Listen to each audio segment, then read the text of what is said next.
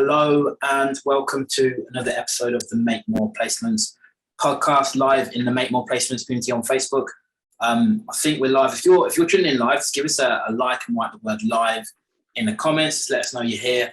And if you're watching a replay, just give us a like again and put the word replay in the comments again. If you do that, we'll send a special treat, special resource that we've got to help grow your recruitment or search business. Also, it's help us with the algorithm as well. Terry, can you speak just to make sure sounds working? Good afternoon, good morning, folks, and welcome to another live podcast. Thank you very much for joining us. Perfect, all working. Today we're going to be looking at how to make your, we're going to be talking about how to make your recruitment or search business more magnetic to your ideal clients. So how to make your recruitment or search business more magnetic to your ideal clients. But before we sort of jump into the main content, just want to remind you that if you're watching this anywhere other than the Make More Placements community on Facebook, make sure you join that. If you're watching on YouTube, make sure you subscribe. If you're watching or listening via podcast, make sure you subscribe and leave a review as well. Again, the Make More Placements community, the Facebook group, that's the first place to see these live as well. And so if you're not already a member, make sure you go and join there. But if you are, welcome back. Welcome to another episode. We had we didn't do a show last week. We didn't do a live one in the group anyway last week. We had a live training, a live webinar that we've done to a few of the recruitment service business owners in our network called the I can't remember what that name was. It's basically around how to attract clients. The recording of that though is on YouTube and on a podcast. So if you didn't get to attend live, make sure you go and check that out. But yeah, today we're going to talk about how to make your recruitment or search business more magnetic to your ideal clients. Again, this is a question or a topic that we get questioned on a lot.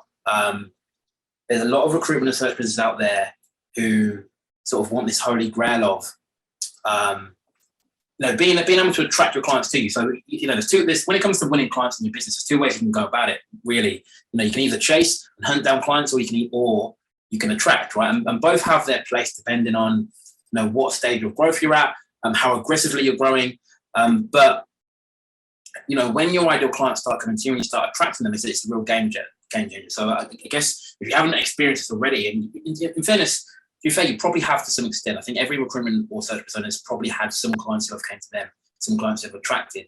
But it's about doing it at scale, where you wake up on a Monday morning, you go into your office, checking your emails, checking your LinkedIn inbox, and you're greeted with dozens of messages from your ideal clients, all of whom want to talk to you about the possibility of using your services. So when you get to that stage, business development growth becomes 100 times easier because you're not having to go out and hunt, convince people to even listen to you. You've got people coming to you, they're almost pre-sold. They already view you as an authority. You get less pushback on your fees.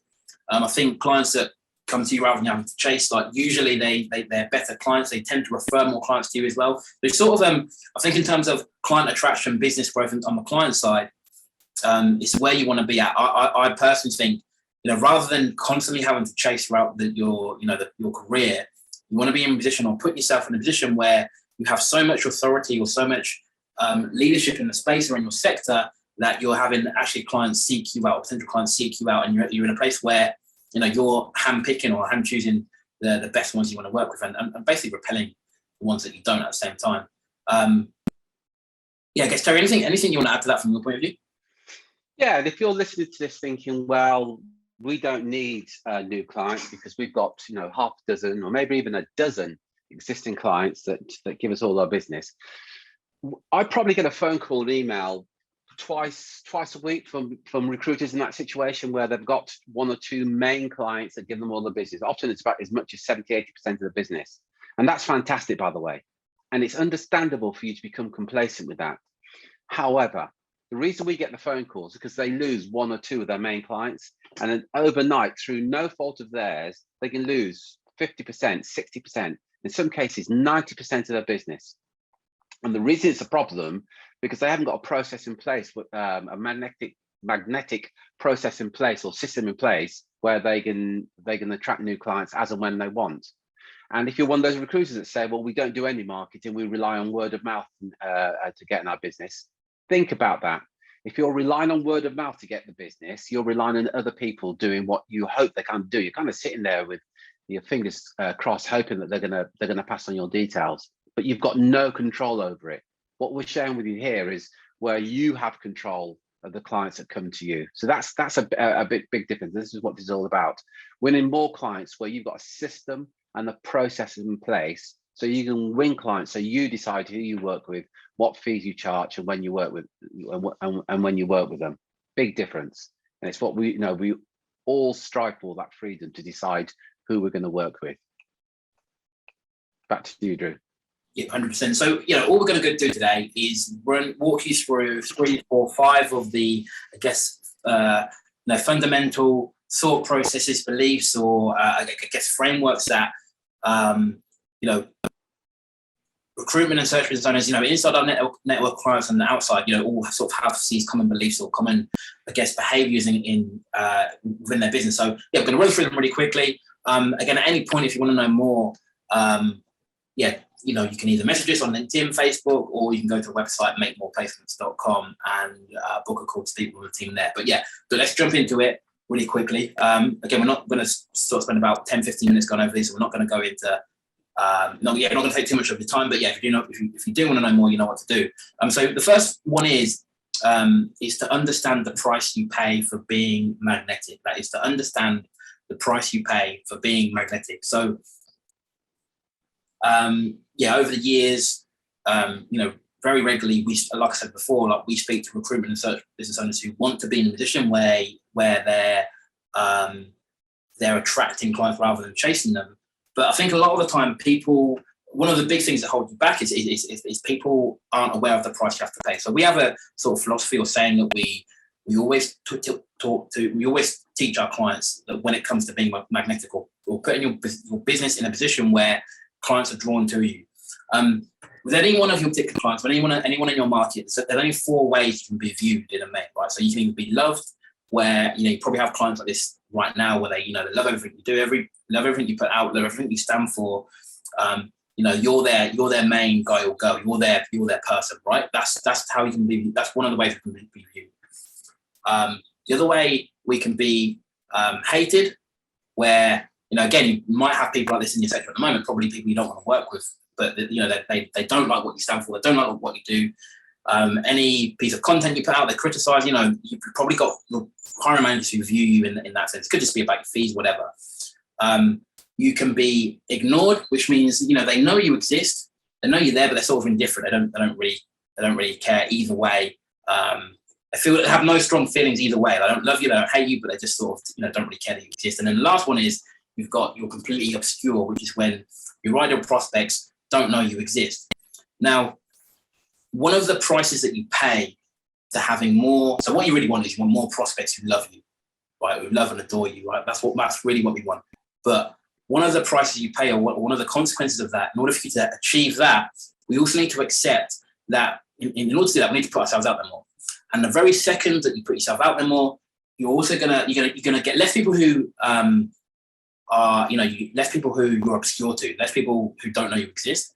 But the more people know you exist, the more you're going to get people that fall into the category of hate, and the more you're going to get people that fall into the category of they love you as well. But it's a price you pay. You can't have one without the other. So we have to almost accept that if we want to be in a position of strength where we've got people coming to us, we also have to accept the hate as well. And again, you can look at any music artist, any politician, anyone who's in a position where they've got raving fans. They also have a big group of people who despise them as well. And again, you have to accept that reality in your business, right? Even in our business as well. As much as we've got followers, raving fans who love everything we do, love every piece of content we put out, we've also got people who hate and despise everything we do, everything we put out, right? It's part of the price you pay. If you want to be magnetic, you want to be in a position where your clients are drawn to you, you have to accept that a percentage of your market is also going to be repelled as well.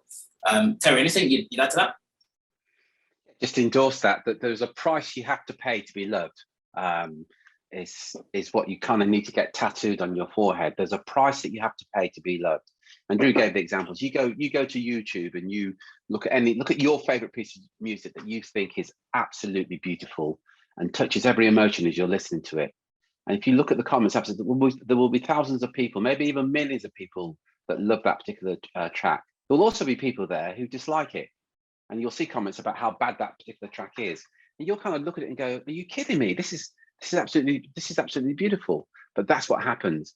Think of any former president or current president. Think of any former prime minister or current prime minister. They've had people that have absolutely loved them, and they've had people that absolutely detest them. There's a series on at the moment, apparently on Netflix. I haven't seen it. Sandra, my wife, was telling me about it, about Mother Teresa. And she did a lot of good work, but she also had a lot of enemies. And apparently this program is a lot of the enemies have come in front of camera to discuss all the things that she's done wrong. Whoever you are, you can't be loved without being hated. Fact. And if you're looking to be loved by everyone, you're going to be sadly disappointed, because you never will be. Whatever you do, somebody somewhere is going to hate you, or you're going to be ignored. Do you know what? You just have to get over it. There is no other way. Yeah, there's a price to be paid to be loved, which brings on to the next thing. And this is interesting, is that so people acknowledge it, and intellectually you kind of get it and go, yeah, that makes sense. But then it stops people from doing stuff because there's fear. Number two is this fear of being criticized. There are no shortcuts. Whatever you do, whatever you put out there, for you to be the authority, for you to be the go-to recruiter or search firm in your particular niche, you're going to have to put content out there. If you're fearful of getting criticized, it means that you never put the content out there, which brings us back to number one. Then you're going to be ignored. You're going to be obscure. Nobody's going to have ever heard of you. You put the content out there, but now some people will criticize you. Drew talks about clients, or potential clients criticizing you. Candidates, I can almost guarantee that candidates will criticize you, because you can't place every single candidate. So some candidates can say, oh, that search firm or that recruiter are lousy. They couldn't get me a job. They're not very good at what they do. So there's your critic. Whatever you do, you're going to have criticism. They're going to criticize you about the way that you dress, about whatever, the way that you talk. There will be some criticism somewhere, or what you offer. Again, you've got to let go of that fear to get to the next level. If you want to be the go-to recruiter, you've got to let go of that fear. And what we know is, and we've seen this on numerous occasions, is that those recruitment and search firm owners are going to let go of that fear and go, do you know what? Bring it on. I get I'm going to be criticized, but that's okay. I'm prepared to raise my head above the parapet. Guess what? They enjoy more success than those that say, I think I'll just keep my head down and not say anything. Happens time and time again. Yep. Sorry, Drew, you say something there? No, yeah, just agree 100%. Okay. Yeah, just endorse what you said. I think, again, that brings us on to the next point, which is be yourself. I think it's, again, walk through these steps. One is, understanding the price you have to pay, that you're going to, in order to be loved, you have to be also willing to be hated. Then it's about letting go of that fear of being hated. So, again, one of the biggest, we're in a day and age now where, almost every recruitment search owner knows the importance of content, knows we should be doing more videos, more emails, more blog content, whatever. There's two things that stop people. One is not knowing what to say or what to write. The other thing is, they might know what to say, but they're scared that people aren't going to like what they have to say as well. So then number three is about being yourself. So what you sometimes get with people like this is they start trying to say things that they think people are going to like, right? Rather than just saying what they believe in and what they think to be true. They start saying things that are going to get engagement, going to get likes. It's not, and again, it works, right? You will get likes, but you're not being yourself. So what happens is you may even become magnetic, but you won't be magnetic to your ideal clients. You'll be magnetic to the people who resonate with that version of you, which isn't your true self, right? So again, one of the best ways to do it is just be yourself, be unapologetically just who you are. And again, Terry talks about musicians, politicians, who we can say are, well famous, well loved, but they're also well hated as well. One thing they all have in common is they're just unapologetically themselves. And again, that's one thing that when you're speaking publicly, so I'm talking about a video or on social media or on stage or whatever, even in sales meetings, whatever, whenever you're speaking to a client, whenever you're, effectively you're on stage, is you want to put as much of your personality in as possible, rather than, I think with recruiters especially, that they sort of hide behind this corporate version of themselves, which is, often boring, often looks like every other recruiter. People aren't attracted to that, right? Be yourself, put your personality in. There's the only thing that's going to make your business unique from a prospect's point of view is you, right? Is how you put yourself across in the first interaction or every interaction with you. People, there's lots of recruitment and search personas who believe and may even have unique processes when it comes to delivering on assignments or actually delivering of the service. But that doesn't matter until after the service has been bought, right? So you have to sort of get in this position where you're being yourself. The uniqueness comes out from day one, not after you've already won the business. So just to endorse that, recruiters often talk to us about, what should our USP, our unique selling proposition, and how should we position that? And my response is all the same. Be yourself. There is only one you. If you can just be yourself, that in itself is unique. That in itself is going to mean that you're going to attract people that like you for who you are. Coming back to what we touched on earlier, you're also going to repel potential clients who don't like you for who you are. But that's fine. If what you say and who you are doesn't resonate with them, you're not going to work with them, and you're not here to work with every single potential client out there. That's not your job. You can do it anyway. If you think of it, the majority of recruitment and search business owners is only, if you only, as a solo recruiter, if you only acquired a dozen new clients a year, every single year, you would have a thriving business if you could just do that every year. So it's not every single potential hiring manager out there. It's not every blue chip organization, because they're not all going to resonate with you. So just be yourself, so you attract those that can connect with you for who you are. And Drew talked earlier about, and I've touched on it as well, about musicians and politicians and and being themselves. And the other thing they do, number 4, is they stand for something. They're not afraid to have a polarizing opinion.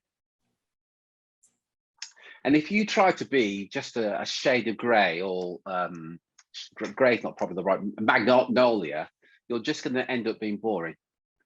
Sure, if you have a polarizing opinion, you're going to piss some people off, but you're also going to attract some people that agree with you 100%.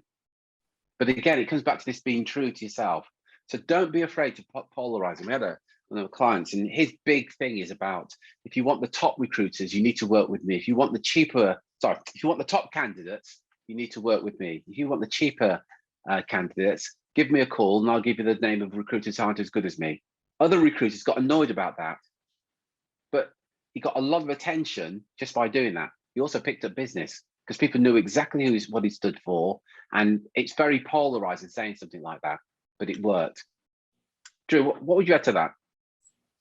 Look, I think you've raised all the points there. I think again, it comes down to, I think everyone just done something actually, and everyone's got, but even like, think about your business right now, you've got your own picture of what an ideal client is and what a nightmare client would be, or what an ideal candidate would be and what a nightmare candidate would be. I'm not talking about in terms of what's on the CV, but in terms of behavior. Being polarizing or standing for something just means speaking openly about those things, right? So when you speak openly about what a nightmare client is to you or what an ideal client is to you, you're repelling the ones who have that criteria that fall into the category of a nightmare client. And again, perfect example of that is fees, or the pricing. And again, there's no right or wrong here. So you could have a model or a pricing model where you want to be the cheapest of the cheap, and that's your market. That's where you want to go. Then you should be talking about that. You should be talking about how you want to offer lower fees and repelling everyone who wants a premium service. If you want to be positioned as a recruiter who charges higher fees and has a premium service, again, you need to be talking about that and repelling hiring managers who are looking for the cheapest. Everyone's standing for something. It's just about being brave enough to actually talk about it publicly. To make yourself more magnetic, you have to also be more repelling to your non-ideal clients. And this brings on to the last sort of point here before we wrap up is to give people a path. Again, if being magnetic is a dream, people sort of think it happens by chance, right? It doesn't. It happens by design, by what you do, by what you put out.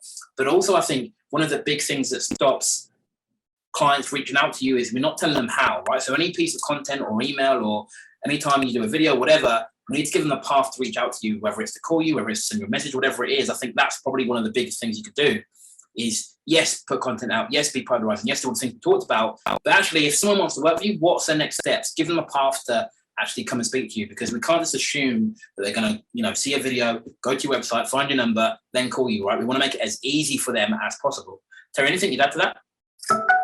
Yeah, and often you look at profiles on LinkedIn, and they haven't got their contact details. There's no email. There's no telephone number. And the person's made the assumption that someone's going to read that profile, then go to the website, and most of the time they won't. You want to make it as easy as possible for them to be able to reach out to you, and make it crystal clear how they can do that. So yeah, give people a pass. So just to recap, on the 5 things you need to do to become more magnetic. Number 1, understand to be loved, there's a price to pay. You're going to be either loved, adored, hated, or ignored. Number 2, be okay with criticism. Let go of the fear of being criticized. I guarantee somebody somewhere is going to criticize something you say, do, or for what you stand for. Number 3, just be yourself. There's only one version of you. Be the true version of you. Number 4, stand for something. Don't be afraid to be polarized in your opinion. Again, you will attract some people and you'll repel some people. The ones that you're going to attract are the ones that are going to be your clients. And finally, give people a path, how they can reach out to you. How can they get in contact with you? Make it as easy as possible for them to reach out to you. Encourage them to reach out to you if that's what you want. So they're the 5 things to be magnetic and have clients coming to you. And anybody that's done this will know there's no better feeling than going into your office in the morning and looking at your computer. You've got emails, or you've got LinkedIn messages or Facebook messages where potential clients have reached out to you because they want to jump on the call with you to discuss their recruitment needs. Look, if other recruiters can do it, why not you? So Drew, thank you very much for today. Thank you very much, everybody, for joining us. We're here every Wednesday at 1500 UK time. And our sole aim is to help you generate more business so you're going to earn more money, work fewer hours, but with less headaches. So come and join us every Wednesday at 3 o'clock UK time. And we'll give you as much content as we possibly can to help you achieve those goals. Once again, Drew, thank you very much. Until next time, folks, take care, take action, and be relentless. Cheers, folks.